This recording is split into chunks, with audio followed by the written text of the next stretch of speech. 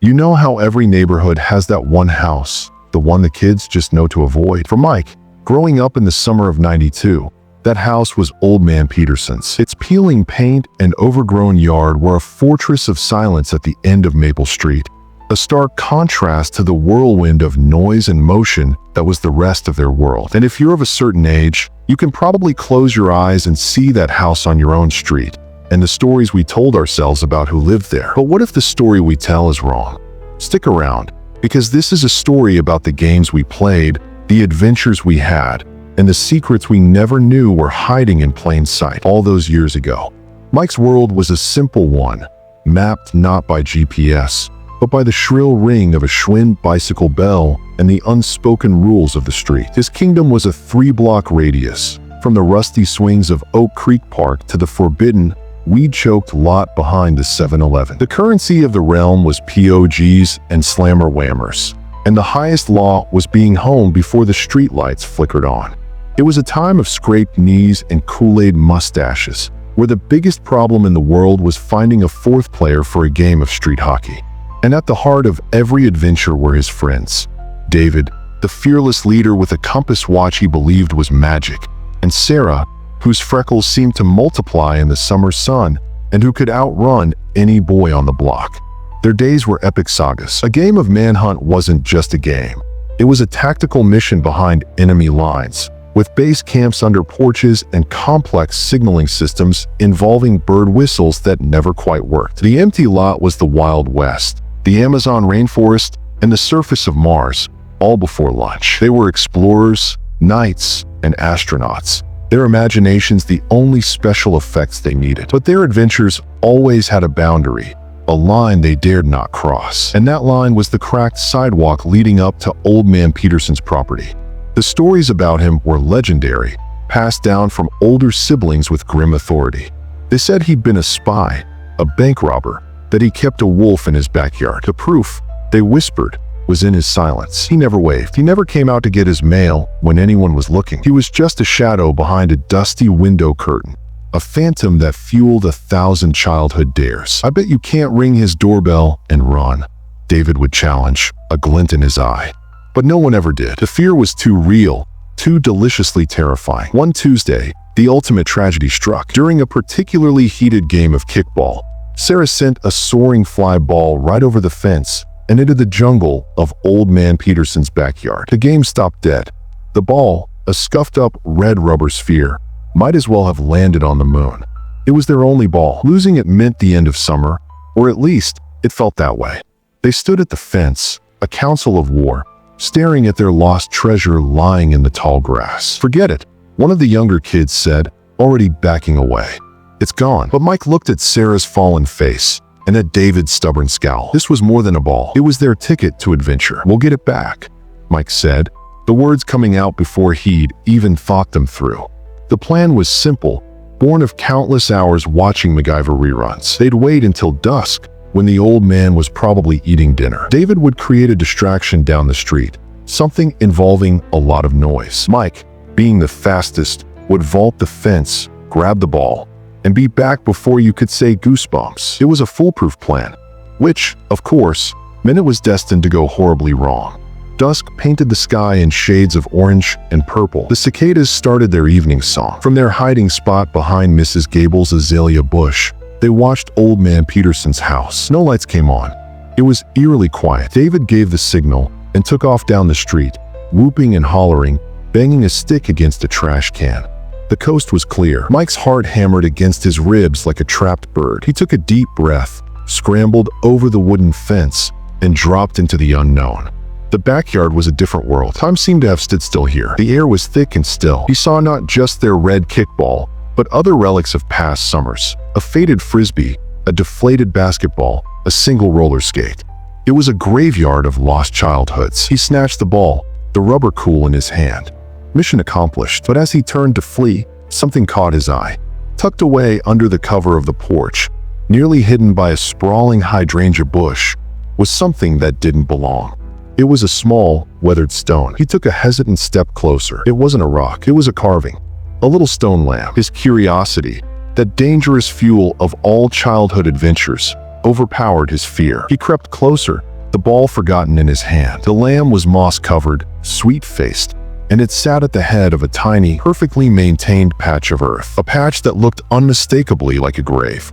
And next to the lamb, partly buried by fallen leaves, was a small, rectangular piece of wood. He brushed the leaves away. Faded, hand-painted letters spelled out a single, heartbreaking word: Bumblebee. The back porch light flicked on. Mike froze, a deer in the headlights. The screen door creaked open, and there he was, Old Man Peterson. He wasn't a giant or a monster. He was just an old man, thin, slightly stooped, wearing a cardigan despite the summer heat. He looked at Mike, not with anger, but with a deep, profound sadness that seemed to fill the entire yard. His eyes went from Mike's terrified face to the ball in his hand, and then to the little grave with the stone lamb. Mike expected to be yelled at, to have the police called. He prepared for the end of the world, but the old man just sighed, a sound full of the weight of years. Bumblebee was a good dog, he said, his voice raspy from disuse. She never did learn to bark at squirrels, just wagged her tail. He looked back at Mike. I suppose you'd better come inside. And that was how Mike found himself sitting at a Formica kitchen table that hadn't been updated since the Nixon administration, drinking a glass of milk that tasted like milk. The house was quiet, but it wasn't the scary quiet he'd imagined. It was a peaceful quiet, filled with the ticking of a grandfather clock and the smell of old books. On the wall was a black and white photograph of a young man in a military uniform, his arm around a beautiful, smiling woman. The old man saw Mike looking. That was me, he said, a long time ago, before the war, before everything. His name was Arthur Peterson.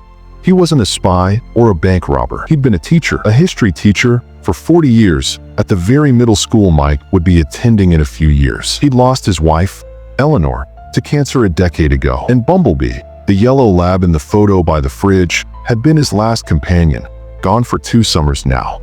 He told Mike about how he and Eleanor had bought this house when the street was new, when the sounds of children playing were the soundtrack of their happiness. He pointed out the window.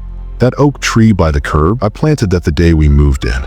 Mike listened, his childhood worldview cracking and reshaping itself with every word.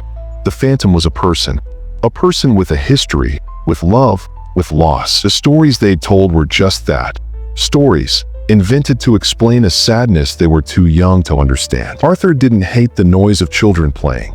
He loved it. It reminded him of better days. He stayed inside because the silence of his own house was easier to bear than the joyful noise of a world that had moved on without Eleanor. When Mike finally left, the kickball in his hand felt different. It felt heavier, imbued with a new kind of knowledge. He slipped out the front door, and Arthur gave him a small, sad smile and a wave, a real, actual wave. Mike walked back to his friends, who were waiting in a nervous huddle. What happened? Did he try to get you? Are you okay? They bombarded him. Mike looked back at the house. The curtain in the front window moved slightly. He turned to his friends. We were wrong, he said, his voice firm, about everything. And he told them. He told them about Arthur and Eleanor and Bumblebee. He told them about the oak tree and the photo and the glass of milk. The legend of Old Man Peterson died right there on the asphalt of Maple Street, replaced by something more complicated and more real. The next day, something extraordinary happened. Mike, David, and Sarah were playing catch in Mike's front yard. As Arthur Peterson walked out to get his newspaper, he paused. The kids stopped their game. There was a moment of tense, silent acknowledgement. Then, Mike, feeling a courage he didn't know he possessed, raised his hand in a small wave. Arthur Peterson, after a heartbeat of surprise, waved back. It was a small gesture, but on Maple Street, it was a revolution. That small wave became a turning point. It wasn't an immediate friendship. It was slower, more gentle than that. The kids would wave if they saw him. Sometimes, he'd be sitting on his porch in the evening, and they'd stop for a minute to say hello. He started leaving a pitcher of lemonade on a small table on his porch with a little sign that said, "For the street patrol." They learned he had a bottomless jar of butterscotch candies. They learned he could whittle little animals out of sticks. The forbidden house became just Arthur's house. The summer ended, as summers always do. School started, and the long, lazy days of adventure shortened into after-school hours. Mike still saw Arthur, but less frequently. Life moved on.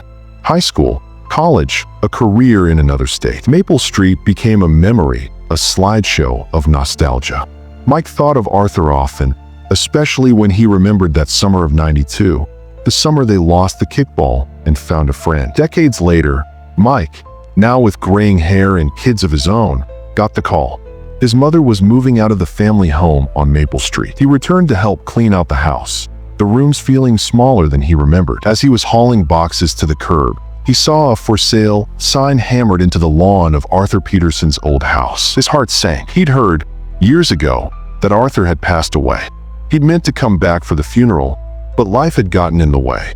A regret he'd always carried. The new owner, a young woman, was already there, painting the shutters. She saw Mike looking and waved him over. "Hi there, just moving in," she said cheerfully.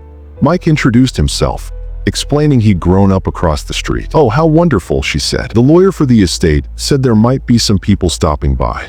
Actually, he left a box for the Maple Street kids. I have it inside. Said if anyone from the old neighborhood came around, to give it to them." Mike's breath caught in his throat. A box for them? The woman led him inside. The house was completely different, all open concept and gray laminate flooring. But in the corner of the new, sleek kitchen sat a single, old-fashioned cardboard box, tied with a rough piece of twine. On top of it was a sealed envelope, yellowed with age, with 3 words written in a shaky, familiar script: "For the explorers." Mike took the box back to his mother's empty house, his hands trembling. He sat on the bare living room floor and opened the envelope first. The letter inside was from Arthur. "To Mike, David, Sarah, and all the members of the Maple Street Patrol. If you're reading this, then I've finally gone on my last great adventure. Don't be sad for me. I've been waiting a long time to see my Eleanor and Bumblebee again. I never got to thank you properly.